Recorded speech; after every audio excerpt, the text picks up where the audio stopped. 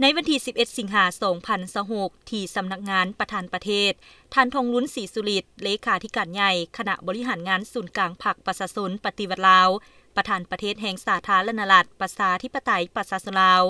ได้ให้การต้อนรับการเข้าเยี่ยมคำนับของสมเด็จมหารัชเพียธิกาธิปไตยคูนสุดาลีกรรมการกรมการเมืองศูนย์กลางพรรคประชาชนกัมพูเชียประธานสภาแห่งชาติแห่งราชอาณาจักรกัมพูเชียพร้อมด้วยคณะผู้แทนขั้นสูงภาครัฐกัมพูเชีย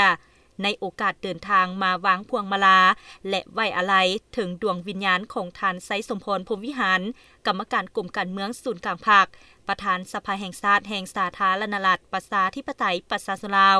ที่ได้ถึงแก่มรณกรรมในวันที่8สิงหาคม2026ที่ผ่านมา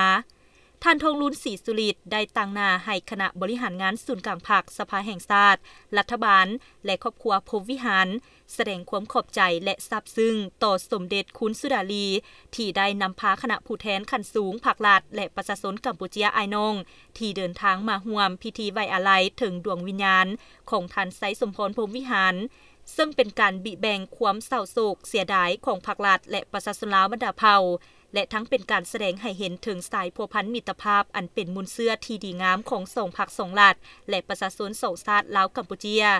เป็นการให้กำลังใจอันใหญ่หลวงให้แก่ภาครัฐและประชาชนลาวทั้งเป็นการประกอบส่วนสำคัญเข้าในการเพิ่มพูนคุณสร้างสายพัวพันที่เป็นคู่ร่วมยุทธศาสตร์รอบด้านมั่นคงและยาวนานระหว่างสองพรรคสองรัฐและประชาชนสองชาติลาวกัมพูเชียสมเด็จมหารัชเพียธิกาธิปไตยคุณสุดาลีได้ตั้งหน้าคณะบริหารงานศูนย์กลางพรรคประชาชนกัมพูเชียสภาแห่งชาติและประชาชนกัมพูเชียแสดงความเศร้าสลดใจและอาลัยอาวรณ์อย่างสุดซึ้งต่อการจากไปของท่านไสสมพรพรหมวิหารพร้อมทางได้ตีราคาสูงต่อผลงานของท่านไสสมพรพรหมวิหารที่เป็นการนำหลักแหล่งของพรรคประชาชนปฏิวัติลาวเป็นผู้นำที่แสนเคารพรักของประชาชนลาวบรรดาเผ่า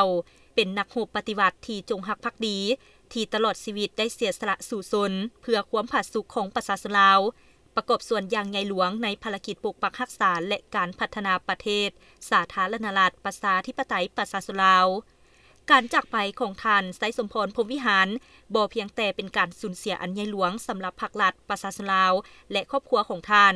แต่หากยังเป็นการสูญเสียเพื่อนมิตรที่ดีของภาครัฐและประชาชนกัมพูเชียอีกด้วยภาครัฐและประชาชนกัมพูเชียขอแบ่งเบาความเศร้าสลดใจอันสุดซึ้งมายังคณะบริหารงานศูนย์กลางพรรคสภาแห่งชาติรัฐบาลและครอบครัวพรหมวิหารมาณโอกาสนี้และเชื่อมั่นว่าภาครัฐประชาชนลาวอ้ายน้องและครอบครัวพรหมวิหารจะผ่านพาความทุกข์โศกเสียดายอันใหญ่หลวงนี้และสืบต่อภารกิจปกปักรักษาและสร้างสถาประเทศลาวให้นำมือพัฒนาเจริญรุ่งเรือง